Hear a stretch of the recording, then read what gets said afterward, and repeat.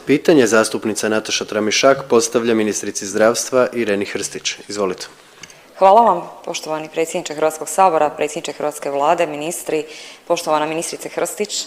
Kvaliteta, dostupnost zdravstvene skrbi važna je za sve naše stanovnike, a upravo i ulaganja kako i u medicinske kadrove, u opremanje i bolnica i primarne zdravstvene zaštite, ali svakako i sama infrastruktura i izgradnja. Kada govorimo o infrastrukturi svakako ću istaknuti ovdje naš najveći i najvažniji projekt po pitanju naravno zdravstvene infrastrukture. Radi se o spremnom projektu ulaganja u izgradnju nove bolnice u Osijeku, novog kliničkog bolničkog centra koji bi ovim ulaganjem po prvi puta u 150 godina svoga rada i postojanja imao jedinstvenu zgradu koja objedinjuje sve zavode, sve klinike, skrbi za gotovo 1 milijun stanovnika sa područja istoka Hrvatske i zapošljava oko 3100 djelatnika. Kako se radi o generacijskom projektu vrijednosti većem od 215.000 kvadrata novog jedinstvenog projekta, nove jedinstvene zgrade i 800 milijuna eura vrijednosti investicije, naravno taj projekt ne može biti realiziran bez podrške i pune Vlade RH i osiguravanja financijskih sredstava.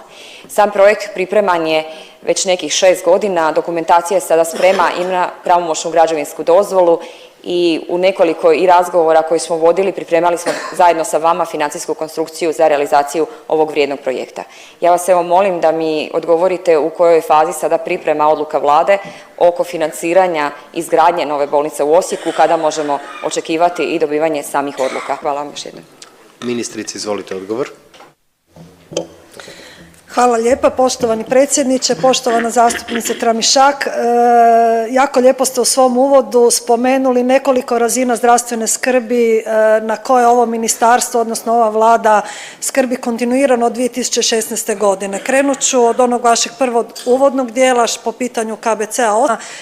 Veseli me što KBC Osijek je nastavak kontinuiranog ulaganja u tercijarne zdravstvene centre, pa ako se prisjetimo ulaganje u KBC Rijeka, pa ulaganje u brojne kliničke bolnice u Zagrebu, posebno u ovo potresno vrijeme. Moram napomenuti kako je Vlada, upravo ova Vlada uložila ukupno 2,4 milijarde eura u javni zdravstveni sustav.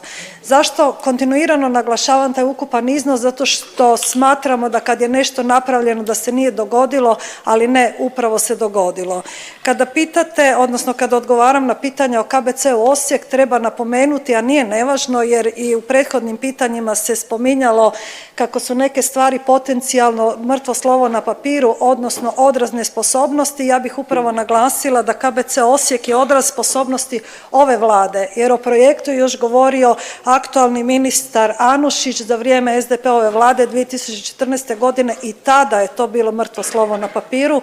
Projekt se pokrenuo zahvaljujući ovoj Vladi i premijeru Andreju Plenkoviću još od 2019. godine kada se pripremala projektna dokumentacija, kada se radio idejni projekt i sve je to završeno zaključno sa 2023. godinom. Što to znači? Da vaša lokalna vizija, lokalna energija, lokalna percepcija i osluškivanje građana vaših regija, odnosno istočne Hrvatske je dalo poriv nacionalnoj snazi i upravo smo došli do faze kada moramo završiti, građevinska dozvola je pokrenuta, pokrenuti su procesi financiranja i rekli ste sami vrijednost je ukupna 850 milijuna eura od kojih 750 podrazumijeva na samu građevinu i na opremanje. Ono što nam predstoji da usuglasimo, da dobijemo suglasnosti, da napravimo odluke Vlade o samom financiranju, završimo finalne razgovore o financiranju, da se projekt počne i sam graditi. Očekujemo krajem ove godine da bi se moglo krenuti sa potraživanjem najpovoljnijeg izvođača radova. Vjerujem da će upravo ono što je cilj 215.000 kvadrata kako ste napomenuli, da će to biti vrhunska zdravstvena skrb za građane istočne Hrvatske. Hvala vam na pitanju. Izvolite zastupnice Tramišak, očitovanje.